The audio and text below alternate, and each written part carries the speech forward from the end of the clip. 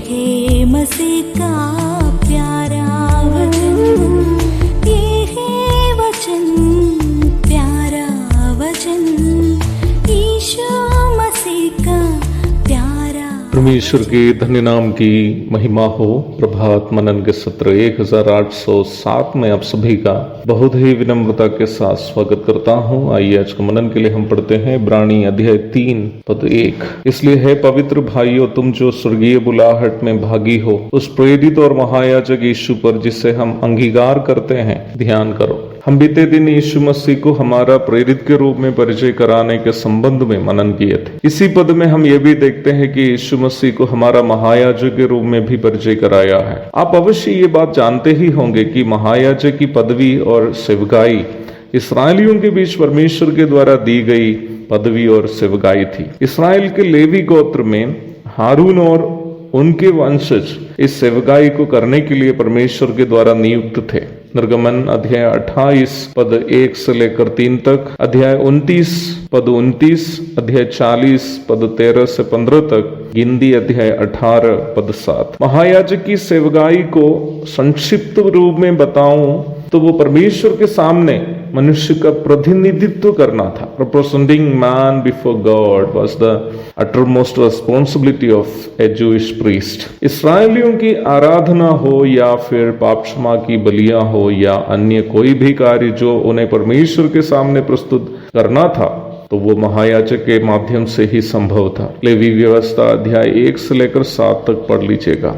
एक इस्राएली को शुद्ध या अशुद्ध के रूप में घोषित करने का अधिकार भी पुरोहित का था। लेवी व्यवस्था अध्याय 13 से 15 तक पढ़िएगा। यह बात मैं कह दिया हूं कि इस्राएलियों के लिए प्रायश्चित की बलियां चढ़ाने का दायित्व भी महायाजक पर निर्भर था। लेवी व्यवस्था अध्याय 16 पद 16 से 34 तक पढ़िएगा। नए नियम में यीशु मसीह पर विश्वास करने से उद्धार प्राप्त सभी विश्वासी पुरोहित अथवा याजक के पदवी प्राप्त लोग हैं। अर्थात हम में से प्रत्येक मसीही विश्वासी को, हम चाहे कोई भी भूमिका से आए हुए क्यों नहीं, चाहे नर या नारी, सभी को परमेश्वर की आराधना करने का स्वतंत्रता है। सभी मसीही विश्वासी याजक है। पहला पत्रस 2 की 9 पढ़िएगा। सभी प्रचारक, अगुवे और साधारण विश्वासी याजक है और सभी को परमेश्वर की आराधना करने की आजादी है। विश्वासियों की आराधना या प्रार्थना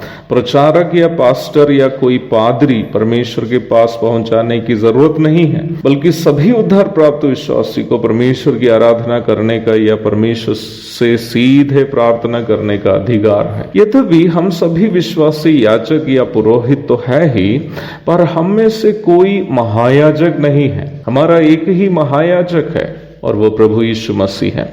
हमारी आराधना या प्रार्थना परमेश्वर इसलिए स्वीकार करता है क्योंकि यीशु मसीह के द्वारा परमेश्वर के सामने अपने शरीर से चढ़ाए गए लहू से हमारी पाप क्षमा हुई है। इब्रानियों की पत्री अध्याय 9 पद 11 से 28 तक पढ़िएगा। पहला यूहन्ना 1 की 7 भी जोड़कर पढ़िएगा। हम अपनी आराधना या प्रार्थना यीशु मसीह के नाम में परमेश्वर को इसलिए चढ़ाता है क्योंकि यीशु मसीह के बिना कोई भी मनुष्य कभी भी परमेश्वर के संपर्क में कभी नहीं आ सकता। यूहन्ना अध्याय 14 पद 6।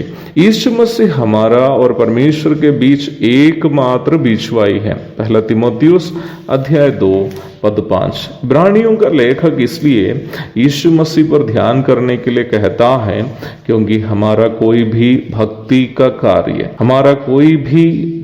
का कार्य से परमेश्वर तभी प्रसन्न होगा जब हम उसे यीशु मसीह के स्तर में और यीशु मसीह के द्वारा करते हैं। यीशु मसीह को छोड़कर या यीशु मसीह के स्तर के कार्य छोड़कर अन्य कोई भी कार्य जो हम सत्कर्म या भक्ति का कर्म समझकर करते हैं, उसे कभी परमेश्वर उसे कभी स्वीकार नहीं करेगा। इसलिए ही यीशु मसीह महायाजक है हमारा। इस्राएली लोग कभी भी कोई भी कार्य जो उन्हें परमेश्वर के सामने रखना था, चढ़ाना था, वो महायाजक के अलावा कर नहीं सकता था। और हमारा महायाजक यीशु मसीह है। यीशु मसीह के द्वारा ही हमें परमेश्वर से मेल है, परमेश्वर से संबंध है, परमेश्वर के पास पहुंच है।